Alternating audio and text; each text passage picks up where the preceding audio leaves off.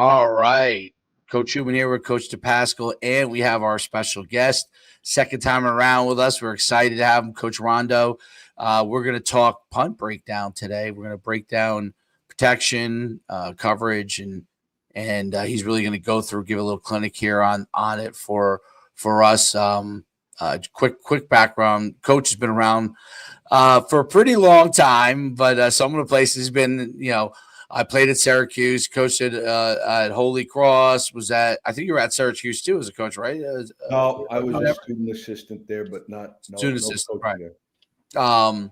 Was most recently head coach at Pace University, and he's been around for a long time. Has really done great things on all sides of the ball, but he's going to break down special teams punt for us today, and it's great to have him to really kind of break down this stuff from his experience and really give you guys an opportunity to really get some foundations here with respect to punt. So without further ado, we'll turn the stage over to Coach, and we'll go from there. Well, hopefully we can keep this a dialogue.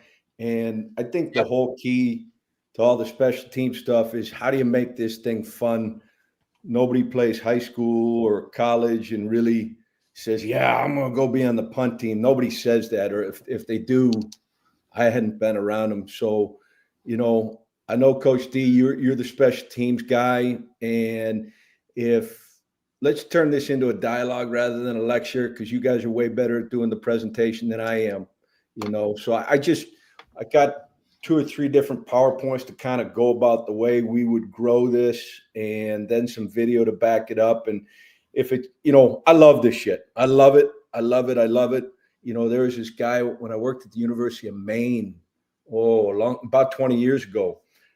Jack Cosgrove gave me that chance to be the special teams coordinator, and he poured into it, right? And he let us go, and that was the first time that I had ever done all the 6 special teams. And that was my first realization of how you can really impact the team that way. And we were really, really good on defense, but, on offense, we were getting by, and we were able to, get to a winning record through field position and things like that, and the buy-in. And kids, if you can sell to them that, A, number one, it's fun, and number 2, that if you do have aspirations past college, most likely most of the guys are going to have to be on special teams. And we were able to get guys bought into that, and became a really fun deal, So bomb squad is punt. And when we were trying to set it up, and we said, well, why is it the bomb squad where we're going to rock bombs down the field? But then we drew this parallel to the actual bomb squad, the guys who have to defuse bombs, and how hard that job is, and if they have trouble, it means disaster. And we try to put these things in front of them at the beginning. Can't do it every year because it gets old, and it's fresh when it's fun. And you put all these diagrams up and pictures up about how it is a team and it is a unit, and when they operate together and they use the tools they have, it's a great deal. And the hidden yards of special teams, and have a lot of fun with things like that, and try to make it into being a deal where guys feel really good about being on the punt team. And I love it. They aspire to be on the bomb squad. So, so it's good stuff, and we try to have fun. And, there's a guy with a paper bag that's about to make the pop noise behind a guy who's defusing a bomb, and try to teach them that they've got a really specific set of tools that they can dismantle any rush that they've got, and the challenge ends up being on the punt team. When things go sideways, people get hurt. Yeah. And it hurts the team, and it's a really important job. So that's kind of the way we went about doing bomb squad. And, and when you guys know, when we end up being player led, we're a hell of a lot better than when we're coach led. And if it could be fun like that, that would be really cool. I'm trying to figure out how to go to the other PowerPoint now. Let me see if I can do that right. I think you would. I would probably remove it. Yeah. Yeah. Probably. Yeah. See how well I can do on this stuff. Oh, yeah, you did it. There you go, Coach. All right. Let's see here. So kind of where we've gone. At the end of the day, see if this comes up right here. You guys got that? Yeah, it's down there. Yep. No. Nope. We had it. How about now? No? Yeah, we had it, and then this. Whatever you had, it was up there. Let me see.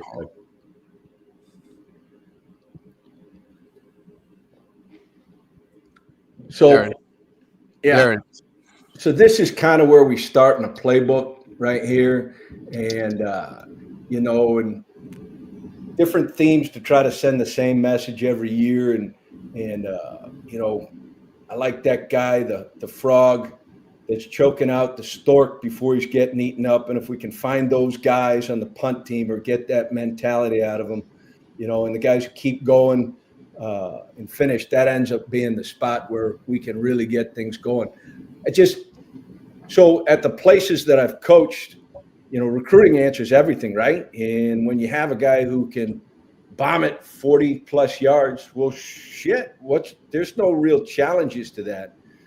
But at the end of the day, when you've got punters that are going to be, middle of the conference right there, well, now we got to look at all the different ways that we can eke the yards out of the field position to end up pinning them down. And, we can bitch and moan about, the punter's only a 34 or 36-yard punter, but he is what he is. So right. How do we end up manipulating formations, and how do we end up teaching coverage about saying, okay, this guy punched 36 yards, so let's make sure we get all 36 yards out of it. And so that ends up being the spot, and this dovetails back onto it. If you can see it, hey, that highly trained unit like the bomb squad, and we use a shield punt and a 3-man shield punt, or we do now, and the whole concept ends up saying, hey, somebody's always going to come free, and we've always kept it like very few times. We're at good New Jersey guy Ricky Lovato was a great long snapper at Old Dominion, and we had him, and he could do it all now, and he still does it all, and Super Bowl champion that he is. But usually we're taking a good athlete and saying, hey, just long snap. Can you long snap? And if we could keep them out of protection, and say, hey, let's create a level of consistency as a long snapper. And maybe the next phase is we get you into coverage to some degree or other. We got out of that protection business, when this business began, probably almost 20 years ago now, that you got into shields type of punt. So we're always have. I'll tell you one thing, Coach, and not to cut you off, like starting right there, right? Like when I look at my special teams unit, and especially we're talking punt. I'll be right back, Derek. All right, you're good. So when I'm talking punt team, right, the very first thing that I look for, right, is a long snapper, because the ability to get that thing back there in the time that we need and in the spot we need, it's pivotal, especially at the high school level. If I have a long snapper, we're good to that's already going to put our unit above most others. And a long snapper, I want consistency, right? Like just make sure that thing is going to be not rolling back there, not high, not low. Put it in this spot, right? Every single time. Now, if you're a guy that long snaps and you're more of an athlete type and you have the ability to be a force and get down there and go, well, all right, that's a bonus, right? Like that's a bonus to me. But your job, buddy, is to snap this damn ball. I don't care about anything else. Keep your head down, because they can't hit you in high school until they're supposed to not be able to hit you until, until your head comes up for protection purposes. But that's really, Coach, like where I start the whole unit itself. Long snapper. All right, if you're the ability that a guy that can now free release and go, that's a bonus. But make sure that the snap is the most important part of it, because a good snap can get, covers up some of the other maybe insufficiencies that we have within the unit itself. I'm so with you right there. If we start with that snapper guy, and they're on your team, they're on all of our teams. 100, Coach. I work at like my head coach thinks I'm crazy, but I make it. I'm like, hey, I want one at every level. I want a senior, a junior, a sophomore, a freshman, somebody in every class, right? I want a long snapper in every class, and they're there. right? They're there. It's just the ability of how fast can he get it back there? Or look, there's a kid on your team that's literally just on the team. Well, you know what? Work with him for 3 years being a long snapper, and maybe by the time he's a senior, a guy that literally would just be, a water guy, like a water boy guy, could be your damn long snapper in a pivotal position that a lot of people, they only know who the long snapper is when something goes awry, right? Amen. So give a guy a role, right? And he will embrace that. He's the guy that's going to be carrying the bag out pre-practice, and he's going to be snapping to a spot on the freaking goalpost, or he's going to take one of his buddies out there to catch for him and do all that kind of thing. Guys, these guys are on your teams. Make it a purpose, and then reward this friggin' guy too. Give him some kudos in film, right? And say, hey, dude, this was a phenomenal snap. Look at how fast we got this thing back here. Now the whole unit can go from there. Like, reward some of these guys, and that's part of it. 100%. And it worth repeating right there. They're on your team. If you go and make guys go and do it, the guy who played quarterback in youth football, he could probably snap. He might not be the quarterback anymore. And he's probably still wearing an eligible number for when we get to field goal and muddle huddle and all that fun stuff too. You know what I mean? So that's a whole nother bonus. Yeah, that's all part of it too. So yeah, I agree with you right there. And then right after that is the punter. What can he do? Because this thing is built to say, okay, formationally, we can do a lot of different things.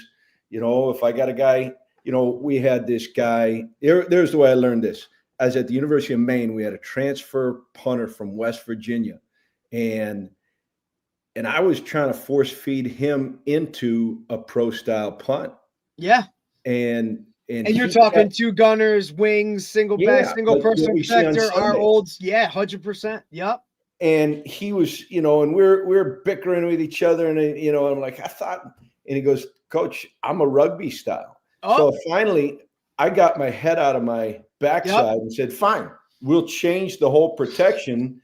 And, you better be able to punt, though, dude. Yeah. If I buy into what I say and say, hey, the net yardage is everything, well, let's get him from being a 34-yard to a 38-yard punter. Huge and difference. Let's do what he can do. Correct. And I think that's part of it. That just goes into our whole coaching philosophy, right? Like, look, you got to be willing to go with what you have. You're not going to have that traditional take a cut, 1, 2, boom, and it's gone with some hang time and put it wherever. Like, look, a lot of these guys, and you look at the NFL, even they may be traditionalist, punt style with wings and gunners, but some of these guys are taking steps. They're rugby styling now. Like, the punt game has changed. Right. And look, Dave will reference it when he comes back. Right. And he was someone that taught me this, like with a lot of things when it came to it. Like, look, the best athlete on your team should be able to punt the friggin' ball at the end of the day. Right. He should be able to stand back there, kick it, and at least get it off where you're going to get something, or there's going to be a positive aspect of it. But again, coach, it goes back to there are these guys on your team that are role players. Like, they may not start offense or defense. They have the time and they want to get on the field doing anything. Go work with that kid. Go find that kid that's like, hey, man, can you punt? If you can't, let's figure out how to do it. Teach them it, rep it. They have the extra time when it comes to high school football where those other guys are worried about offense or defense. This guy, hey, go over to the side, punt some balls. Let's see. We had this guy named Nico Fountas, and he came to us from Long Island, and he was a quarterback, and he had some time at quarterback at Pace, and then he moved to defensive back. But you know what? If Nico could punt, and the other thing he could do is he could run a fake, and we're going to be able to get that back from him. And he could rugby the crap out of it. And if we moved him up to 12 yards and set the protection accordingly, well, then we could gain a couple more yards in field position. And it's high school coaches, youth coaches, guys, the hidden yardage as you increase levels and, play ability of the higher level teams that you're playing, that hidden yardage, guys, 4 yards is unbelievable. Huge. Like, it is absolutely. It's the difference between, an offensive play caller calling something on first down based off down and distance. Like those, it's the difference of getting a stop on defense out of field goal range or in field goal range. Like these little things matter so much. Huge. I really wish guys would pay more attention. I've been fortunate to work with a lot of head coaches that buy into the special teams aspect and give me, what we need as a unit to get things done. So I've been really fortunate in that facet, but I feel like a lot of coaches don't pay attention to the little things like this. And this is all summer work. This is like stuff these guys can be doing on their own. You just have to give them a map. And like you said, Coach, the biggest part of it is buy-in, right? Like this is not a period where you can go over and hang out on the side and, screw around or whatever, because in some way, shape, or form, you could look at any football game and it comes down to a special teams play that makes it or breaks it, or at least puts you in a spot, to make it or break it. So this stuff, I wish so much more. And guys, obviously in high school, like I know time is of an essence and you only have a little bit of it. And, that you want to spend it on offense or defense. I said, like, look, man, this is the same 33% that offense gets within the game, man. Like it's gotta be important. Right. I mean, we averaged 20 to 22, 23 special teams snaps a game. Right. So you break that down, every single special teams play matters when it comes to it. So I wish guys would pay more attention to it, in terms of this could make or break. And it's also a great opportunity to get either your younger guys that are going to be your dudes eventually to get some time in the game itself to kind of feel that all out, or just create a whole unit of that. And those guys will buy into it. 100. And if that's the only plays they're playing all game, well, dude, I'm getting 100% of these kids every game. It's not my starting linebacker that now has to stay out there because, whatever. Develop guys, man. Like make it important from the jump. And it'll change everything about your culture, your team itself, the play, all of it. Yeah, it's pivotal. Like that same thing, too. A kid will say he wants to be recruited. And maybe he wants to be recruited on his own terms. But if you want to be recruited, we love watching the guys who make plays on special teams. We love it. And Coach, look, the more I tell my guys, look, if you can go in to a program and you can play specials, you're going to play earlier because 100%. You just have more options. Like I'm going to get you on the bus as the third string safety, but you're playing every special team, right? Like, and then, hey, a guy rolls an ankle, the other one gets a concussion. Dude, now you're playing defense. Like shit. Like, these things freaking matter. And to be honest, that's the fastest way on the bus, right? 100%. Is awesome. And now you show a coach, hey, I'm willing to go all out on special teams.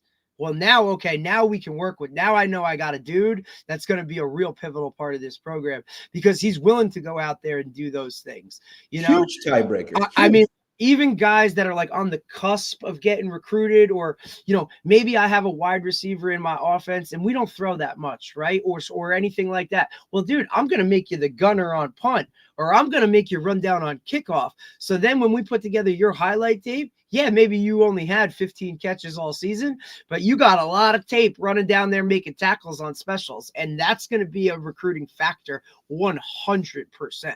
Huge factor. Huge. A tie is going to go to the special teamer, right? We got two guys, similar guys. Say, but look at these guys. He's making these bonus plays. And it's the same thing for the travel roster, too. You got, hey, these two guys, either one of them could be that fifth safety or the third string outside. Right. Maybe he's not there yet. He's still a young guy. He's trying to whatever. But look, he's definitely he's grading out to a positive on every special team, man. And here we go. You take him. So, and then this is coverage, and I'll hit that in some video right there of how we get the coverage. And, so and those are the techniques right there that we use for protection up front. And I think it's pretty straightforward. It's simple. It's direct because just like you said right there, can we keep it really clean for guys? And can we be complex but simple? So we say this. So we say, okay, one, field position. That's established. We're going to create field position. Two, how do we keep the rush off? Correct. And the two ways that we keep the rush off is we would say, okay, let's be formationally diverse and end up having a simple set of rules that we say, hey, make them take a lot of time about how they cover us down in sets as opposed to practicing their blocks that they're going to practice. And just like you talked about in the muddle formations, hey, let's make tackles eligible jersey numbers in case we want to step guys on and off and make sure that they have to cover. You gotta really be smart about it, right? And like make the other team keep your stuff simple, but make it look complex to the opponent where they have to take time away from, 2-minute offense on Thursday to go over whatever they have to go, especially at the high school level. Like you throw a different you could run punt and you could throw out 10 different formations. Well, shit, they got to practice lining up to all these freaking formations all week long. That's just another thing to throw in there. You're talking about guys that leave a lot of starters on it. So now they're huffing and puffing and like, oh, it's a playoff and we're good. And now you show up in a different formation. Now guys are running around like they're chicken with the head cut off. Here we go, man. We're rocking and rolling, So I just think some of those things, man, when it comes to specials, you can catch some teams and that one play could make the biggest difference, right? Now that's a first down. Now that's another set. And now we got the ball again, right? And here we go. Or you pin them deep. Like, I don't know how many guys feel comfortable when they're backed up inside their own 5. I don't think many.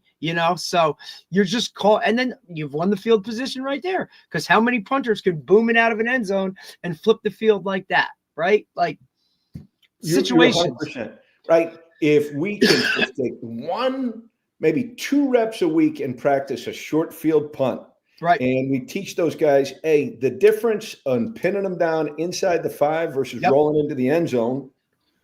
Well, it's a numbers game, and the numbers tell you they ain't going to score at the same rate if they're pinned down as if they're on the 20. And we do it every week. We do situational, right? In terms of our punt team, we do situationals, Tuesday when we normally do punt, look like we're backed up where we come in on a tight, right? We move out to, -20. We're punting from there, right? Like a midfield range. We get on the 50 inside. What are we doing? We teach all of that stuff situationally.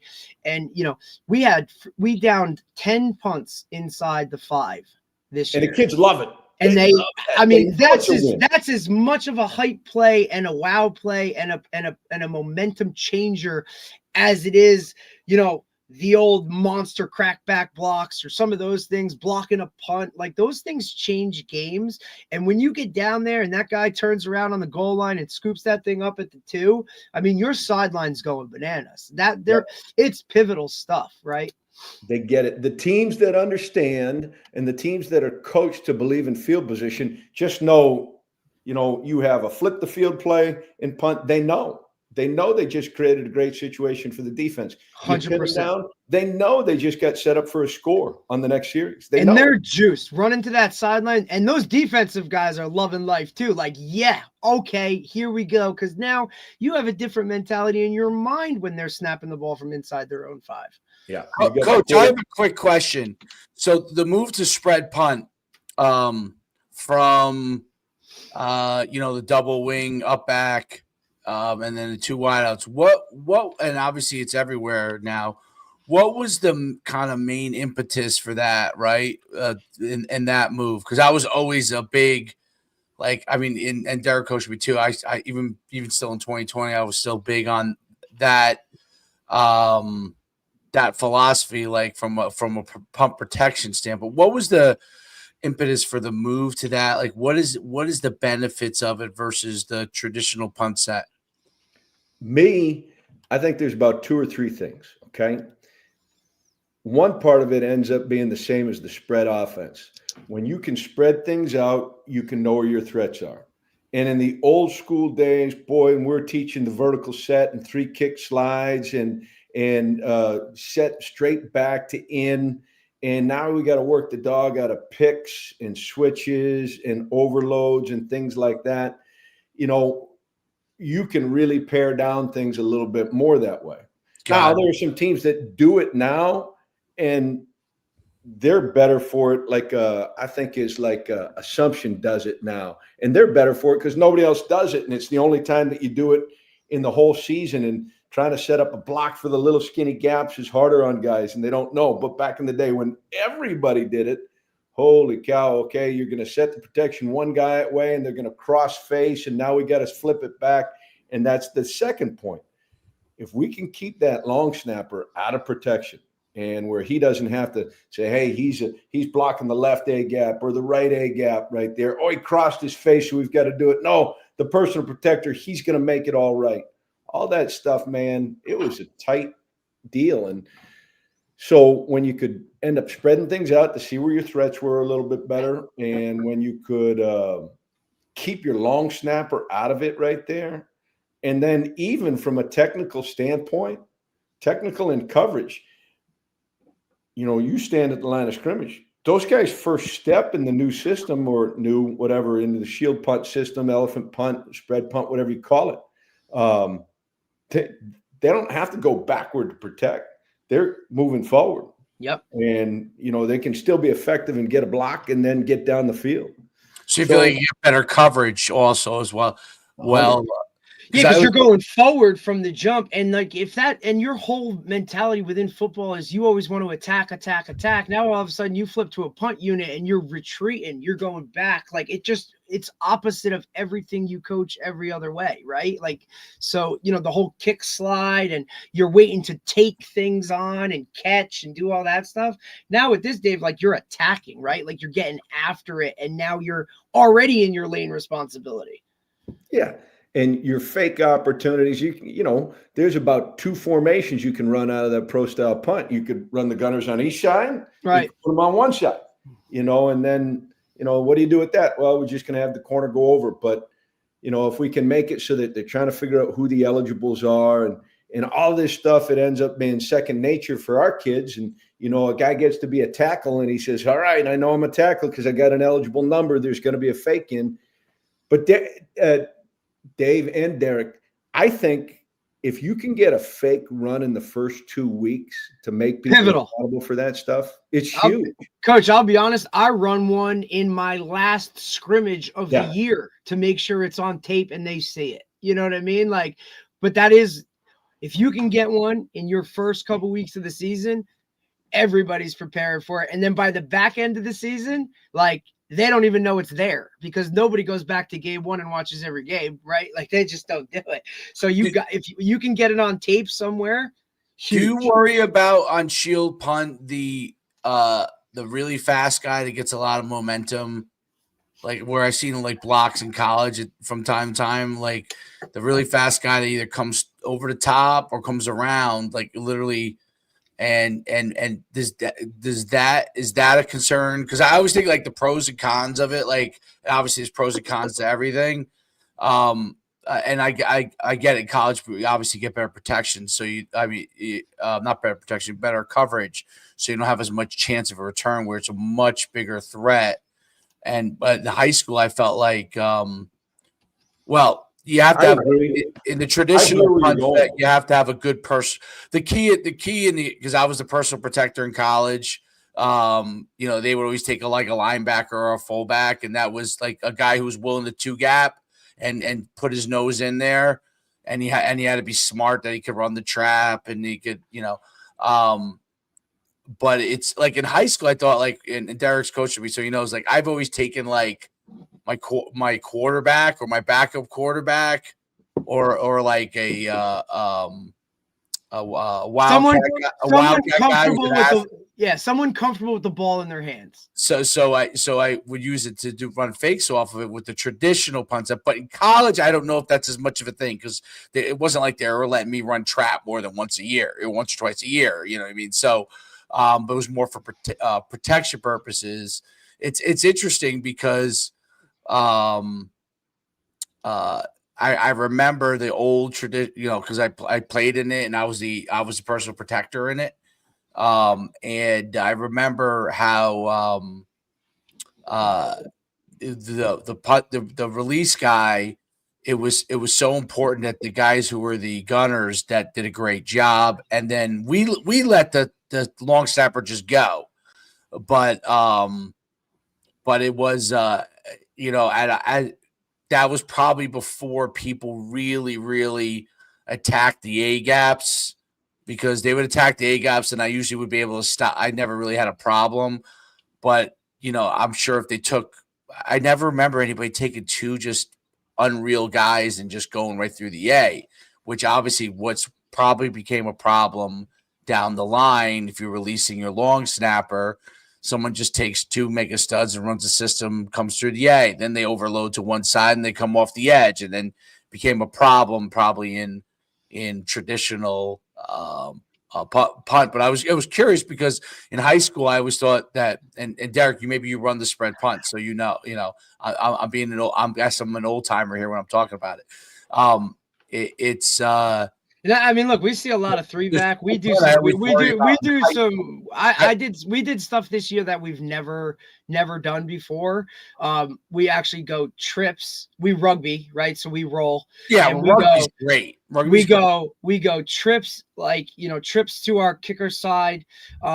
We bring a nub tight end to the backside, and then we have a H, almost like a wing, not even a true personal protector, and then we just almost zone it to the kick side, right? And everybody's like, look, what about that backside? Well, that tight end's got the hardest job in the world, because he's pretty much responsible for the entire back half side of the field. What we're really putting all the, everything comes down to, this kick's got to be here, right? And if he shanks one, well, now we're kind of in trouble. But we really roll that. I mean, and it's a hard roll with the trips into it. And look, you've seen guys try and, match up man for man out there and then bring somebody off the edge. And then it just turns into, hey man, you got to just kick it sooner. You know what I mean? It's kind of one of those gigs, but I get what you're saying, Dave, in terms of the three back shield. If you get I don't think so much for me, it was a concern of guys coming from the A gap, because you have all that meat in the middle. It's more of like what you said, Dave, a real fast guy coming off the edge and kind of getting around that shield and then knifing in real quick, right? To kind of get if you beat them and then you send the guy through one of the side and bait him to not control. Well, what you want to do is take those three up back guys and make them focus on the middle of the. I was worried because they're linemen. They're linemen. That was my thing. Always is like, how do you take the non-athletes and take advantage of? Like, I wouldn't want to take advantage of the guys up front. Right. In this case, well, that was going to be my question to Coach: is how did he break it down personnel wise? Were his up guys, were his up backs, or personal protectors or whatever, the guys in the shield, were they true like offensive linemen? Were they more Dave, like linebackers, H backs, right? Were they bigger those tight guys ends? Wouldn't be big enough. Right. I'm guessing those guys aren't big enough to be those personal protectors. Did you personnel it like that, Coach? Yeah. So look at, I everything you're saying, I agree with, and it's kind of where you decide. All of it's got problems. To me, those shield guys, that takes the most work. Everybody else, okay, that long snapper guy, he's snap and go. Those gunner guys, let's teach them one release, maybe two. And then the block guys, let's teach them two simple protect. The shield guys, they're the hardest. I would have a separate meeting with those guys so that they would understand the picture. 100%. To answer your question, right? Okay, so the way I would look at it was, I needed one athlete back there. Right. And that's the A guy, whether he was going to change his location in the backfield or be out of the backfield. But that guy was going to be a guy that's viable for fakes. That's a guy I could move into different locations. But the other two guys, they were going to be big honking dudes that we're going to realize that, set your inside foot in cement, protect from your nose out. If you move your inside foot, then you're wrong. If you chase a guy out there, now with the exception of what you're talking about, Coach D, for the rugby punt, that's a different deal, right? Yep. You need a different type of guy out there, right? Because they got to move a little bit. But, it's just what you want it to be. Right. You know, you could take the approach that you say, here's what we do every time. It's what we do, and we're going to get to be really, really good at it. And that's cool. Our take on it was, okay, let's feature what we can out of this and then operate. Hey, can I get, go back to the punter again. I don't have a guy who can just stand in the pocket and punt at 40 yards. He punts at 34, and I'm giving away yards. Yeah. So can I get 2 launch points? Like this year, Yes. we didn't have a guy who we ended up doing some rugby, but we started to say, okay, we got a guy who can directional left, directional right. So let's create 2 launch points that way. Absolutely. Or you say, okay, this guy good can for you. Could go both ways. That's unbelievable. Actually, I was cheating because I used the lefty one way and the righty the other way. That's why you got to study tape, special teams coaches, buddy. Like, you got to know if 19's in the game, he's the lefty. If 18's in, he's the right. Guys don't do that shit. And then can you hit and even if you've just got one guy, if you can hit 2 launch points where you say, hey, there's one that's middle, and then we're going to rugby. Okay, go ahead and set up your block for that now. And it's just 2 things. The people who stay in the true, shield where there's 3 guys in the backfield and there's 7 up front, 3 on either side. Well, they're just saying, okay, we're going to be better than you. And we're going to end up saying we're doing it every time. Yep. Whether it ends up being depth or people that were changing, we would play a lot of guys. And what we started with on the depth chart wasn't going to be what we ended with. So we were going to train a whole shit ton of guys to do it. And Dave, what you remember is when you had a new guard in that traditional style of punt, you're like, okay, bud, make sure you get that stab with your inside hand. Yep. Right? He's a new guard, and it's his first time, and he drifts out a little bit, and now all of a sudden you've got big space. It's just what you decide to, go with. Right. Right. No, that makes sense. It was the spread punt was never something that I really truly understood in depth, you know what I mean? And I always concerned about let's play, and college and high school are different, right? Because the concerns in high school are, does that big hog you have, those 2 big hogs you have there, when a fast guy is coming running at them, are they going to accidentally, not on purpose, miss that block? I'm worried about that. Even more so, Dave, I think, like, for me, my concern was always not so much in the protections facet of it, because look, they're offensive linemen. They block for a living. That's what they do, even in space. Like, they can see they should be able to pick up a blitzer coming from 5 yards. For me, it's more so post kick. Can they get down lane responsibility? Can they tackle in space? Can they do all of that? Now, the argument against that is, look, protection first. That's all that matters. We just don't want to give up a punt block, right? Like, get it off. We'll worry about the other stuff. It happens. But for me, that is concern.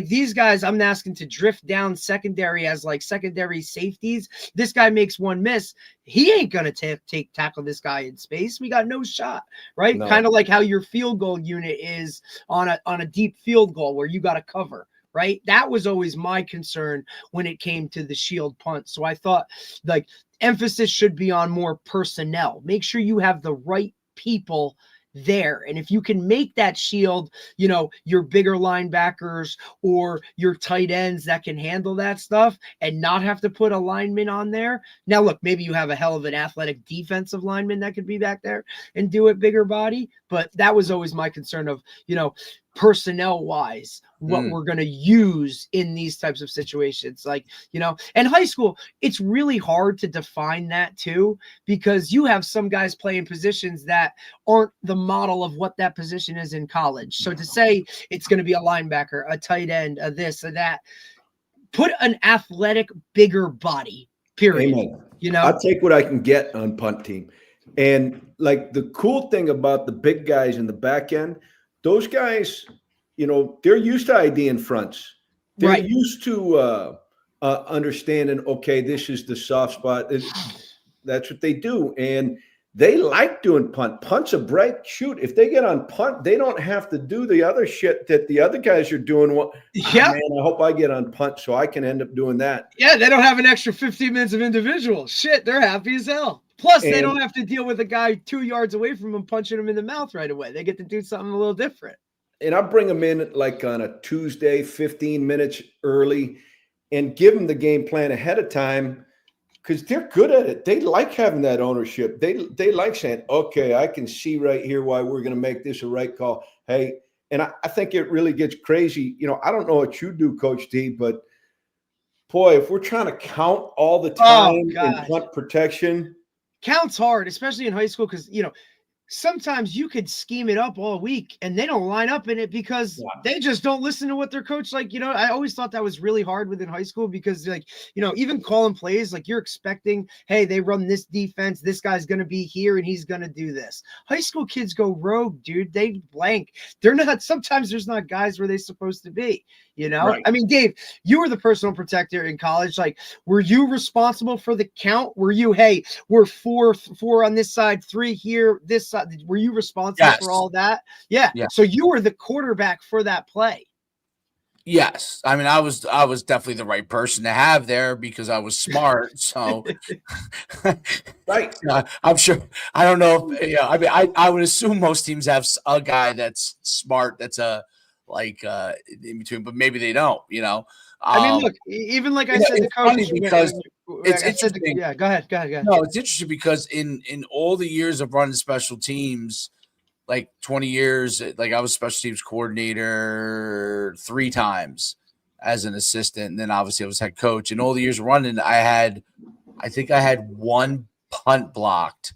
And it was because when I was an assistant, I was special teams coordinator. The head coach insisted on me doing the traditional punt, his blocking scheme that he wanted to do, and when it got blocked the first time, I said, "Can we just go back the way that I teach it?" And we went back the way I teach it and get blocked the rest of the year.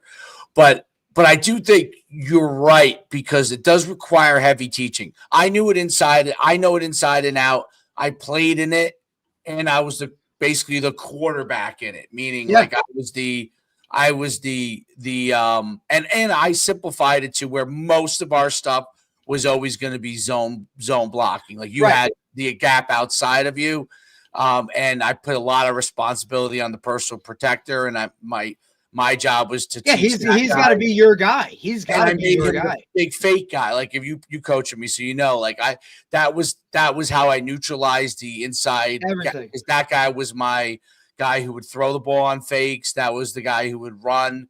So he was like my athlete. So that's how I would neutralize it. But college is different. That's not going to be as easy a thing to do. So again, in today's game, that is obviously. Yeah. So, but it's very interesting because I always wondered, and I'm so glad you presented this. I always wondered the whole theory on the spread punt, and so I'm so glad that you're talking about this because it's something that I've been in a bunch of clinics on, but never completely understood. Well, yeah. And Coach, you're right. I think part of it is the order of the day and everybody was doing it. Let's take a look and find out about this. And it's a trend thing, right? Every year you see something pop up, and then before you know it, everybody's freaking doing it. But I think, Coach, your point too, the launch point and where that guy can get that thing off, you know what I mean? That's pivotal. But I'm gonna go back to it. The whole foundation of this entire thing relies on a long snapper that can get the job done on point. Because a perfect snap every single time, I don't care how fast you are off the edge, dude. Now all I have to do is chip you. I just have to make you blink. That snap's going to be there, and boom, we're out. What years were you at Pace? What was your first year at Pace? 14. Did you have Adrian Villahovic as your long snapper? Yeah, I did.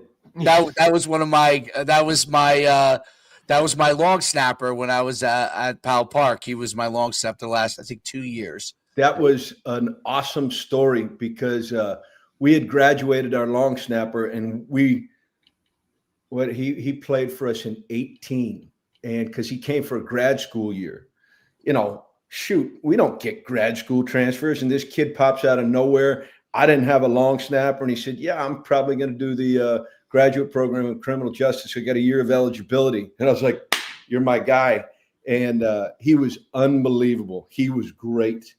I could tell you all the long snappers. There's a lot of guys that'll have to take a little while. I could tell you most everybody. There's a couple I probably wouldn't remember. Tells you how important it is. If a head Oh, coach can remember the friggin' long snapper, dude, like that tells me that that's kind of an important position that we need to roll with here. Yeah. Adrian still comes back. He was pivotal, man. He was pivotal, and he was all bought in. It was big time for him. It was great. He's a great guy. Great guy. Great. He's I think he's doing he's like a federal agent now. Yeah, federal agent. Yeah. Look out.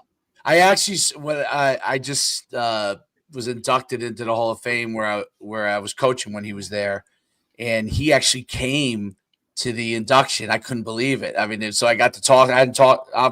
He'll text me every once in a while, or call, but I hadn't seen him in a long time. And but yeah, no, he's a greght guy. I just thought of that off the top of my head. I'm like, did Adrian must have played for you? Yeah. Yeah. Shoot. And did you? He was a hired gun, man. Literally, he was done between the legs, and we was one and done, man. And boy, it was great. You know how he became a long snapper? We had a quarterback that went to Villanova on our.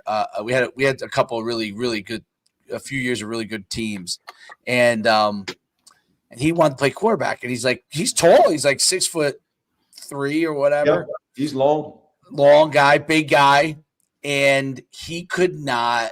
Obviously, we had a kid that was going to go to Villanova, and our other guy was a Wildcat guy who played at Montclair State. Actually, Derek, he ended up being a receiver. Yep. So he, Adrian was really the third guy. I said, Adrian, I can't have a big athletic guy like you not get on the field. Go play some tight end. He wasn't like he was new to football, so he really hadn't blocked a ton. So play some tight end. And we'll have your long snap. It's just throwing a pass between your legs. That's all it is. You'll be throwing passes every game, but it's between your legs, And we used him, and then we used him also as a every once in a while we used to run Ridge. I think it was Ridge High School. Used to run this like extended gun snap, so you couldn't. It was like a punt, so you couldn't like hit the center. So it gave you the ability to protect more, but you had to have a guy who could fire it back. And we used a set, and we would have Adrian as the center there.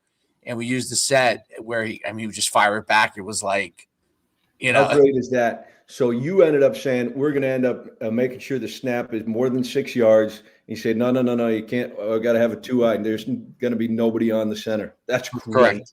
Yeah. That's coaching, baby. Yeah. We used it in certain situations. Against certain teams, and I got it because Ridge was Derek. I don't know if you got the Shore doesn't have this, I don't think, but remember in North Jersey how we had the open. I'm sure they still have it where you could basically pull any film from that. Oh yeah. Went into the pool. The pool, dude, and I would just. And Coach, if you're in a certain league, every team has to upload their game film to a giant pool within the league, and then any team within the league in the country could pull from it. So, if we wanted to do what Bergen Catholic was doing, you could pull a game film, save it to your huddle as long as you had the space within your huddle account to save it. You could go and do it. Or, hey, so and so, we're playing split back veer. This team defended the split back here. Good. Okay, go pull that. And so it was, you're talking it was the greatest thing ever. For football junkies like us, it's oh shit, we're watching film all over. So I watched Ridge. What I had known the guy had won a lot of games there. I think he's now the head coach at St. Joe's Metuchen. And he had Bill Tracy. Someone had said, like, hey, you have this really good long snapper, if you wanted to give your Q, who's an athlete, like a little more space, come back at the same exact time, and they can't touch you. They're not going to be able to blitz those A gaps. Can't touch him. Can't touch this guy, right? So, I was like, oh wow. So, Bridge played someone that was in our conference. I got the film.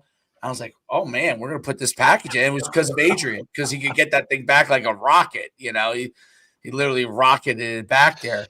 Now, Coach, I did have a question for you, and this is: did you use a different snapper for field goal, extra point, and punt, or did you kind of, if you did or whatever?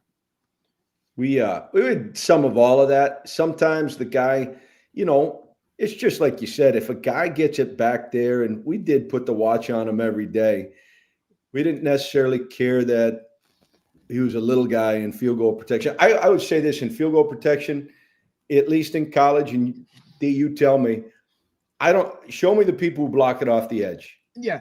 Yep. Show me the people that the blocks that you see. Yep. They come from A gap up the middle. Inside out. Yep. Low kicks.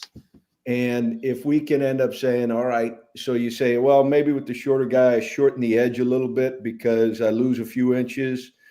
But if he was going to be the snapper there, that we would take the big guy who would end up 100%. Yep. It goes back to what you said, consistent guy over and over and over again.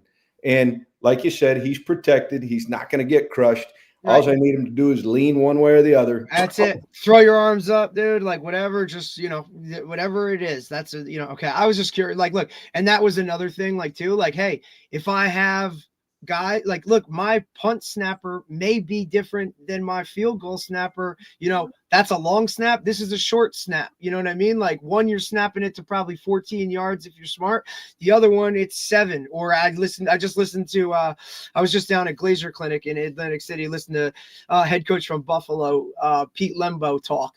And awesome. He does his field goal stuff from 8 yards. Right. And that was like, oh, well, I never had heard that, but it all had come down to, because he wanted more height, more time to get height, because why? Majority of the blocks come up the middle, right?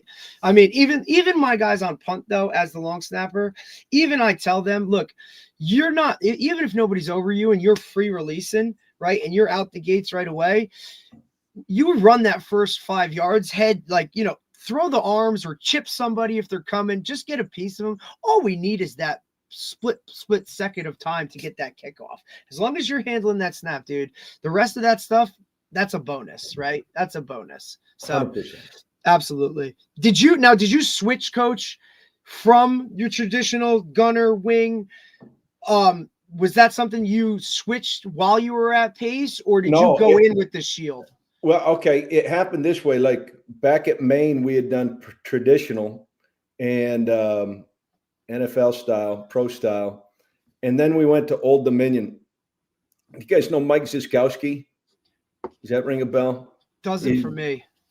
So he a wonderful New Jersey recruiter, and I had moved to defensive coordinator, and he had moved to special teams coordinator, and he decided to do it, and I learned from him. Got it. And so I watched him do that for whatever it was, 3 or 4 years, and I said, yeah, it was, your points are really good about who you have to spend heavy learning time in. I just felt like the technique and to find that long tackle who was going to be able to kick slide effectively, and then to find 3 of them or 4 of them, So we went with that, and I just stayed with it. I've been with that ever since, and we came in with that, and we could teach more guys the 2 block techniques up front. Doesn't change, like you said. You still need the guy in the shield who's going to run the show and be able to understand it's inside out and how to do that. That doesn't change, And the same thing too is I don't think people get blocks off the edge. They only get blocks off the edge if you overextend yourself and lean out and they jump inside. They don't get blocks off the edge. They come inside, or if you have a bad snap and they come to the short side, it's still protection from inside out. 100%. Yeah, we've done it all the while. When did you switch to it? This was the first year we did this type of setup that we have. Our head coach is an offensive guy by nature. I mean, he was a college quarterback, the whole gamut. So his whole thing is, look, I want punt to be a play, right? Like, so I want the ability that teams literally think we're going to fake it, over punt it every single freaking time, right? So that was kind of the way he did it. And also, like, my quarterback's my punter, and he's a hell of an athlete to begin with. And I'll be honest, like, he's a phenomenal punter. I mean, in high school, he averaged 38 yards a punt this year.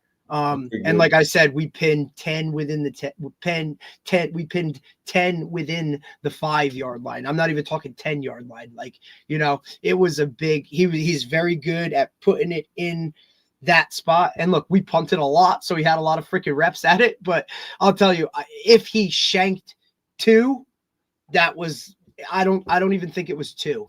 I think it was really 1 that he pulled and put it to the other side where it wasn't supposed to be. Other than that, every single one of them was, numbers, if not numbers, goalpost, like far side goalpost to the sideline every single time. How about when you find that guy who understands how to gauge that punt and take a little bit off of it so that he can drop it in there? And I'll tell you what, he was good too. He's excellent, and he's coming back, which is phenomenal for me. I'm so excited about it. Like, hopefully we won't have to use it as much this year, but he was also good at, hey, do I need to put air underneath this one, right? Yeah. Or do I need to, because that's the one other good thing about rugby is, look, you get 3 good gunners out there that you teach a release and they go, right? Like, now you're in a whole different level. Those 3 guys are on the returner faster than everybody. Sometimes, hey, dude, this doesn't have to be air. Hit that thing low so it hits, and now we'll roll it. You know what I'm saying? And now, look, a lot of high school guys aren't comfortable catching the ball to begin with, but now you put one on the ground, some guys teach it, automatic on the ground. That's an automatic poison call, Get away from it, run away. And, my guys were consistently within 10 yards of the returner when that thing got there, no matter what. He was really good at either, hey, and I'd, give him a sign. We had a call. Hey, I want some air underneath this one. Hey, I want this one on the ground to roll, whether we're trying to kill clock or do any of that kind of stuff. Like, the real punt to me, it's a lot of situational. And everyone is different. And if you coach those guys up, I mean, we meet weekly and we go over what they could see because, a lot of times we would go into it not knowing how someone would put a defense out there. But you also put a funky formation like that out there, coach. Now the guys on the other side are just going, hey, leave the defense on the field, go punt safe. And now you're ahead of the game even more so because now you got guys out there that don't even know what's going on. Just, hey, make sure that guy who's eligible, whatever. And, so there's nothing safe about punt safe. There's Hell nothing no. safe about it. It's like almost the worst thing you could freaking do. Yeah. It might save a touchdown, but man alive, I still run the fake versus punt safe right there. Hell yeah, you're getting a first down. Those guys don't know what's going on. But like I said, I got a lot of the stuff I got like with Dave in terms of, hey, always have that athlete on your team trained to be a quarterback and trained to be a punter because, like I said, the best athlete on your team should be able to catch a ball and kick it. Yep. Right. To at least get you some positive yards. Right. And if they're calling for a fair catch or that thing's on the ground and we down it, like, all right, we've already won. Right. Like, because now we got some field position out of it. I think it's great. And, it's interesting, the different head coach positions on it, who wants to get through it and all that. But even us, I'm the head football coach. We would practice punt 2 days a week. We would practice it on just 2 days. And in that 2 days, we would get 2 periods. Maybe we'd get 3. So we'd get 12 minutes a day. And maybe you say, oh, that's a lot. I don't know if it's a lot or a little, but I know we had to be really efficient in what we were doing. And we practice it too. Like, I get 3 special teams periods a day. So, we go more of an individual almost special teams period where we kind of break up into pods and the gunners and whatnot are working releases and whatnot. And those interior guys are working, block techniques and those other guys are working so we kind of break it up where that also shows the kids it matters more that you're taking time to basically do an indie period for your special teams units.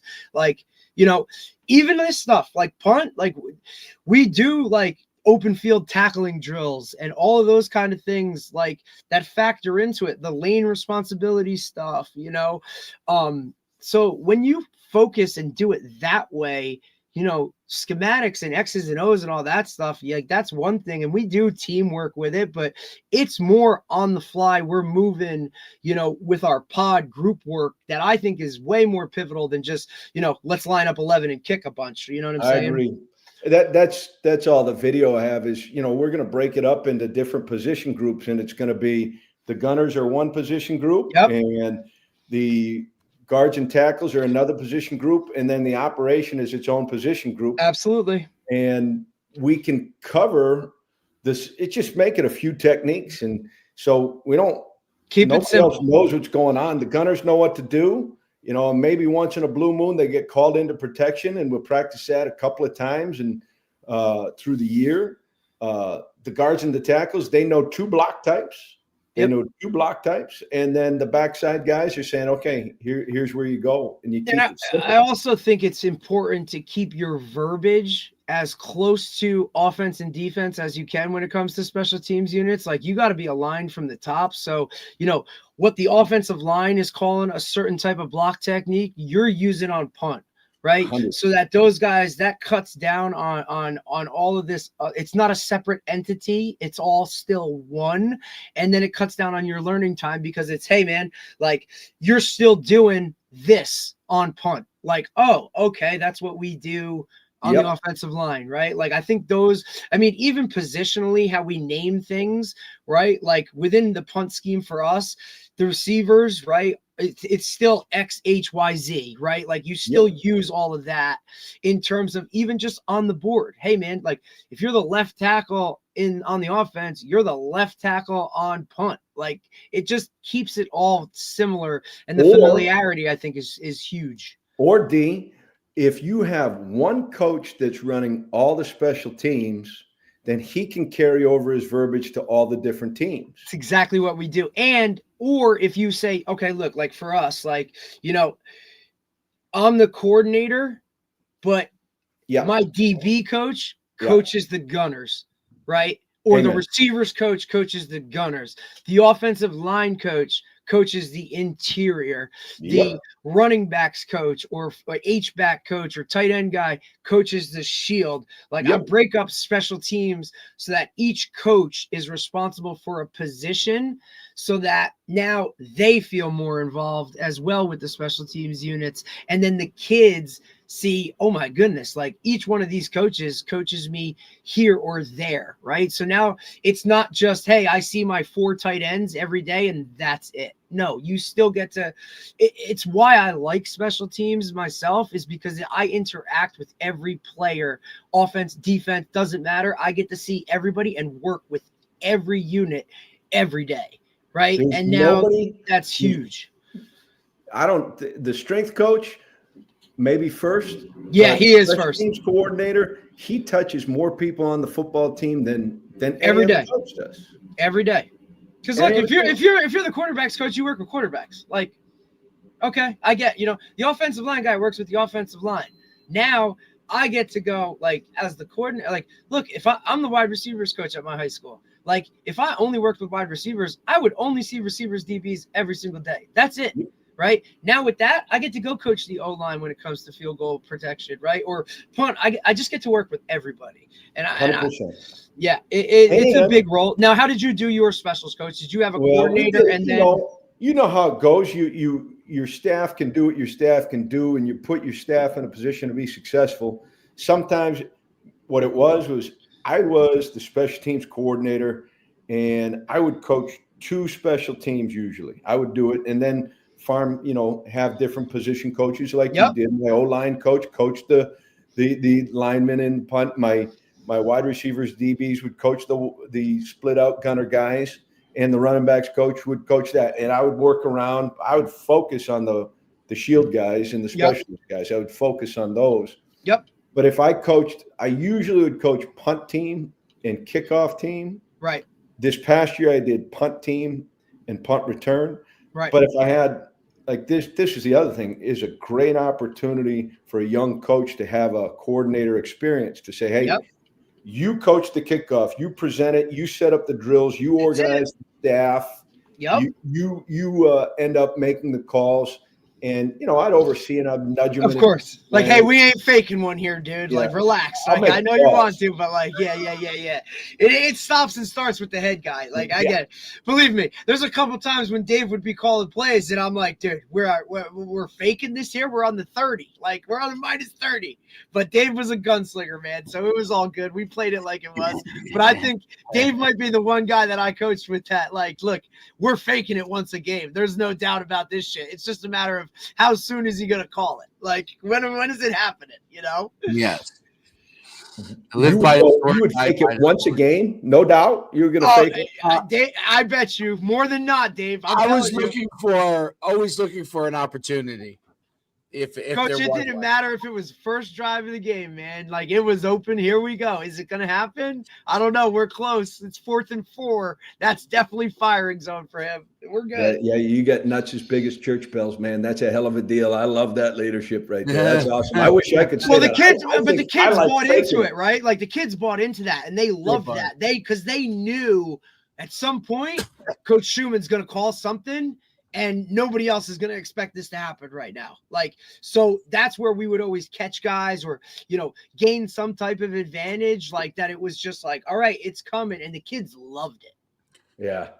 Yeah, That's it's funny. I always felt like I had a lot more success with my punt fakes than I did with going for like on 4th and 1 or 4th and 2 and like I don't know if that now this is obviously before I ever saw the tush push, which I now think I would and you could push guys from behind now, which is great. I mean, it's been 5 years since I've been unstoppable. I don't know. You can't stop it on. So now you could do that. So that I would just do that all the time now. But the because in a punt, when you get in that punt situation, you line up and they expect you to punt. Like I felt like in high school, a lot of coaches relaxed. Yep. They relaxed. They took a deep breath. Great, they're punting. Or they just didn't coach it. Some guys did it, but even ones that did, it was like a deep breath for the defensive coordinator and the head coach, and he took a deep breath, and I was like, great, like I didn't want anybody to relax. I wanted the coach the whole entire game. I was on extra point. I was muddle huddle. I tried to go for blocks as much as we could. I mean, we never even called it punt return. It was punt block. We did have wall. We did wall. But my thing was like, if we went for a block, let's say, some version of a block on the right or a block on the left, we would just return it to the side that we were blocking from. The returns were built into the block. Yeah, because they have to protect. So you're going block, but if you don't get it, then you're banging you're rolling into the wall, right? The guys have to if you're going for a block, those kids are protecting. Yeah. So if you don't get it, the guy who returns it, if he catches it, it's going to be a shorter punt to begin with. Automatic. If you can catch it on the fly. Now, sometimes it's in high school, it's so short you can't even return it. But if he catches it on the fly, the side that we did the block to, that's a natural punt return setup because they're already kick slided to hell, right? And to protect, and you just catch it and run. So we used to do a lot of that stuff, and I like also coach when you're talking sides. In high school, you can. I think college is obviously different. A little, because you have to. You everybody's got guys that are coaching, enough. You have enough staff usually. But I tell you what, in our dark days at Pace, that's what we had to do. That was a way to get an edge. You had to steal something. Yeah, we had to find a way to get some yards back, so we were going to be going after every block, and we were going to have a fake that was going to be, if not every week, every other week. We were going to end up having really extravagant things and fakes right there because, again, kids need something to get excited about. And if the offense isn't rolling yet, well, okay, maybe this is a way. And you let your nuts hang and see what happens, And it's almost like, it's once those guys, because look, you can teach how to block punts over and over, and you can rep it.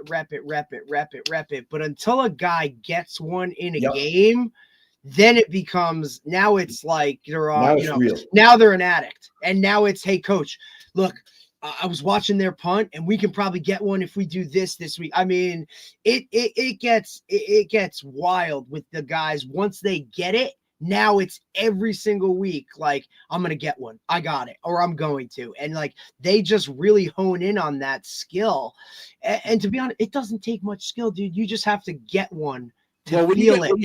When you have what Coach said is really true too. Sorry, Derek. No, you're good. I have coached some teams that I've always been in programs where I had to build up. That was something to hang your hat on. I think your point is really valid. That was something to hang your hat on before your team could get to be good. They could do these things because a lot of teams, even good teams, would not spend as much time on it. So you might steal some points. And then when I've coached on good teams, when I've been a head coach or even as an assistant with a special teams coordinator, like I was like, dude, we're gonna try and steal 7 points a game. Like if we can steal it, that puts us in a better situation, whether we're a good team or we're not a good, Look, 8-0 makes a hell of a difference than 7-0. I remember DJ Nymphius yelling, who coaches at Riverdale. Yeah. I remember him. We were coaching together. This was the team that actually might have been his best team ever. We were all together. We had a great staff. We won the state championship. I think it was 2007. And the team we had a great team. I mean, most of it with that team was, hey, just make sure we're doing everything right, get them working. And they had a lot of ability and they were tough. But we played Queen of Peace, who was supposed to be really good. They had built up the program. They were strong then, weren't they? Yeah, there was a time period where they were really. Now there's not even a freaking team. There's not even a school. Yeah, but there was a time period where they. I can't remember the coach who was there, but he had built it up. So we were playing. That was supposed to be a big game, and we literally we blocked the punt, scored. It wasn't a block though. Because we had a kid that had the green light. He was just an athlete, and he had the green light on every, me and him talked about it, like, you have the green light. If you can get it, get it. So it wasn't even a block. He blocks it and recovers it, scores. And he was just that kind of a kid. Like, I don't know. Some kids have a knack for things. He had a knack for it. And it wasn't anything that we taught. It was really him. Then we went. God-given. The next drive, we stopped them. We returned a kick for a touchdown, and then we got the ball. They got the ball back on defense. The team we strip scored. They got the ball back a fourth time. And he said, do not go for any blocks or anything. He's like, I need to run some offense. This is what DJ says. Well, me and that kid had his green light, and I didn't get a chance to tell him. Like, do not block. We're already up 28-7 or something in the first quarter. And he's like, do not. This kid goes, he blocks it, scores. And DJ's like, I told you. I'm like, I didn't call a block. Yeah. I forgot to tell him. He's the one kid we said he could have the green light. And that kid would always go. He must have blocked 5 or 6 kicks without ever being a block after, maybe once we went. I mean, look, it's like, hey, you're the force the kick guy, but if you could block it, you're the block guy, right? And I had the same thing, when I was at SJV. I just had a kid that was extremely athletic. He was that guy, strong safety-ish, outside linebacker, running back, receiver, athlete.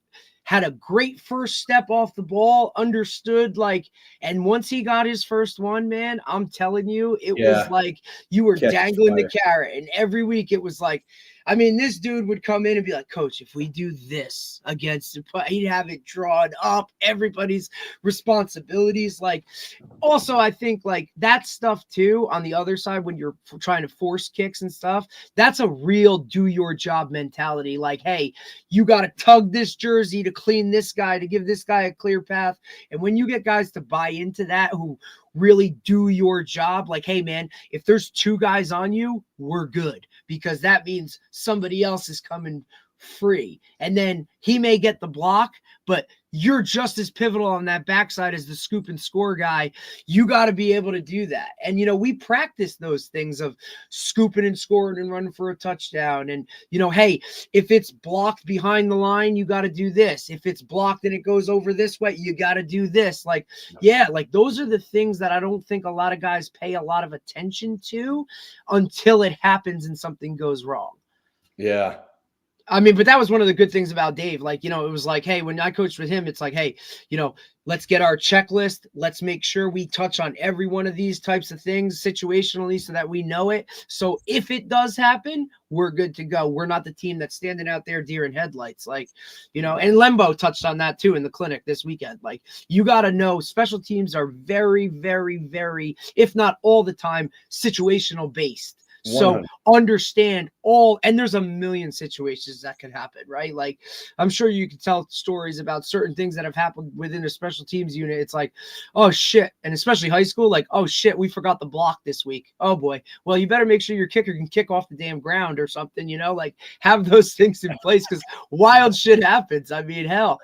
And those guys are funny too, kickers, punters. Now, Coach, I'm curious at Pace, right? Division II, did you have, specialists where kicker only, punter only, or were you using other positional guys to do those things? Some of all of that right there, right? Depending on the year, kind of the recruiting class, those type things. If we would end up saying that, hey, we would take, first of all, like what you said right there is, okay, if I can recruit a punter that's going to be a true punter right there, well, let's get that guy.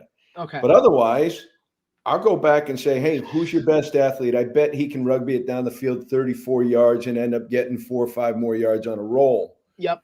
And so then we would take two different types of guys. We would take the developmental guy where you say, okay, there's something to him. Right. And they would all work out for us on campus. There's something to him. He's raw. He's underdeveloped. He's not strong enough yet. He just started kicking. And let's see if we can grow him. Or we would take a guy that we would say, well, he's competitive pool. And we recruited him to come in. And be careful what you wish for. This last year, we had a punter named Decker McNally. He's a really talented kid. And he had to punt as a true freshman. And it's all good until the bullets hit the fan. And that was hard at times for Decker and everything else. But, when we recruited Decker and we invested in Decker, and we had the same thing with another kicker from Long Island because, we were going to invest some scholarship into them. And that was where we felt like we could get an edge because at all the other levels, they were going to go and make a high school kid walk on. Yeah, I was just curious as to how you guys kind of approached it program-wise, especially now with at the Division II level anyway, I would assume, like scholarships, like full ride, here you go, like to a kicker. Like that doesn't happen at Division I level. Most of those guys are coming in for a grad year to just get some tape to see if they can go, kind of do whatever. And Dave and I, we talked about that. Like, hey man, if you're a high school kicker, like buddy, you ain't getting a scholarship. Like you got to go bust your ass and work. So don't be out there. Like you could spend all those monies on those kicking camps. That's more for you, dude. Like you just got to be really good. I was curious as to how you guys approached it. At a place like Pace. We would zig when everybody else was zagging. And if the kid was going to be hell-bent on being a walk-on in Division I, great, that's fine. But if we could throw a bone at him and say, hey, look, we think you can develop, or we could throw a few more at him and then say, hey, you're going to be able to come in and compete to kick right away. That's a big thing too, right? Like the immediacy of I'm going to play now. Yeah, you're going to be in that spot to play right away, and because shit, we weren't going to get a transfer kicker that could do that. And we weren't going to be able to get the developmental guy was going to be a ways off. Our punters for most of the years were guys who played other positions. Dustin Jusinovich and Nico Fountas. Those guys were, they were good defensive players. And our all-time leading rusher at Pace, Jalen Bienemy, he was our punter for 2 years because he was the best athlete. And there were none anybody else, Now, Dave, UConn, right? Like they recruited kickers and punters when you were there too? They did. Those guys were, I think, almost all recruited walk-ons, other than we had one kid who was great, Dave DeArmas, who came from Maryland. He was like money. Well, he was a transfer, and he was like an All-American. Like I have no idea why he transferred to us exactly, but I remember our kickers at Montclair State, dude, like being a specialist kicker at Montclair State Division III. I mean, dude, I don't know if they even they showed up to practice and they did what they did, but I sure as hell never saw them at doing conditioning at the end of practice, dude. Like they may have showed up for an hour, 45 minutes, and once that last special teams unit was done, like those dudes were off doing their thing, and it really didn't freaking matter as long as you made your kicks and shit. You know what I'm saying? 100%. So it was a different type of world. I don't know if those guys ever even dressed in full pads. Like they were. They were some interesting cats, dude. But like, hey, I get it. There's a million ways to skin the cat. I was just curious as to how you kind of did it, that way, coach, especially now, Dave, when we're talking like, NIL and all that other kind of shit, like, with the kickers, like you're not on a scholarship, dude. Like you are a walk-on. Like that's just how it is. Well, the only other thing that I thought was interesting, I'm curious. I know we're getting off topic here because I love what you're showing on Punt. By the way, it's Coach. You gonna do it? You gonna throw it in there? What's that? For Coach Shu? Are you gonna throw in some shield punt, dude? Who me? Yeah, for you. Oh no, I love learning. I love learning this because I do you. What I was going to say was. Yeah, I would think about it. Anything that can succeed, I'm all for that. So, but what I was gonna say, I'm curious because I didn't know this. Derek, I just saw a video on it, and Derek confirmed it to me. So there's no more and national letter of intent, right? There's nothing. It's dead, right? So now when they get a scholarship, now obviously Division I level. Scholarship level, whatever they're signing, that's still like I saw someone say that like it's a scholarship and then they also do the FAFSA for is that at the other levels? Because that wouldn't be the case at the Division I level, right? That would just be at the other levels, or that's all levels now. I have to. So much has changed recently, right? I was curious. I don't know if you know or not. Yeah, but it was interesting because when the transfer world went crazy, and you're having kids sign a national letter of intent, it means nothing, right? It means nothing, and really, conceptually, it's a good idea because kids in their first year. They start to get panicky. And the whole idea was, hey, just sit tight for a year and get this going. It was a good idea. And, well, when it ended up being you can transfer whenever you want. And it was like, well, what are we doing this for? This doesn't do anything. It's fake. So it's good that they got rid of it. And because it aligns with what the direction is right now. Yeah. But I remember, I thought,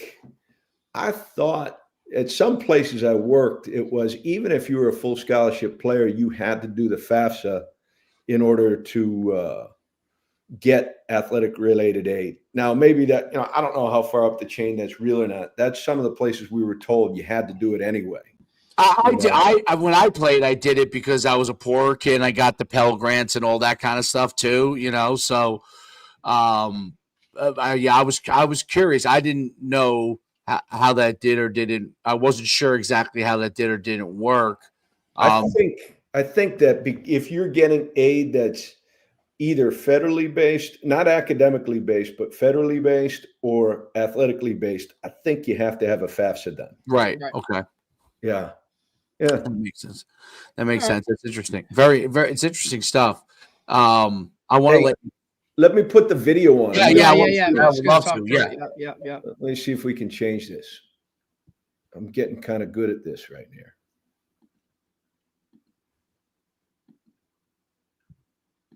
I think I am. Okay. By the way, the Carvana thing, that was so easy, Derek. Oh, you did Carvana? I did Carvana. That's who I sold it to.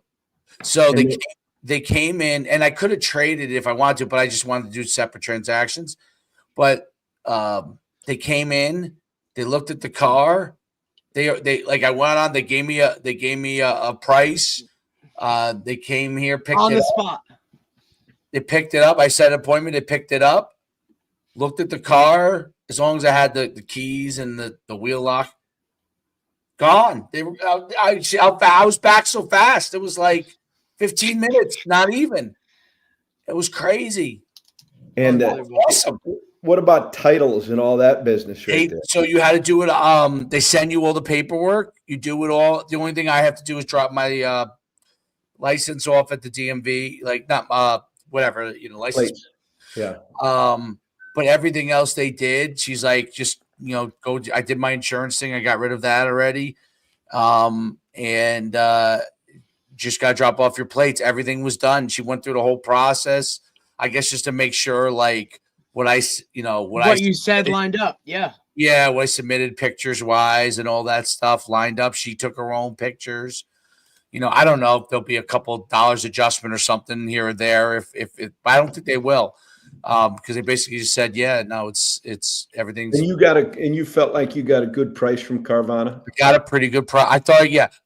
Are there places that maybe would have got me? Yeah, but then you got to do some work. Like I don't know. Like I went to a couple different places online, and they're like, my car has over 100,000 miles on it. I mean, I got a pretty good price, I thought, relative to the way I looked it up. I looked like I got maybe $1,000 more than I would have gotten.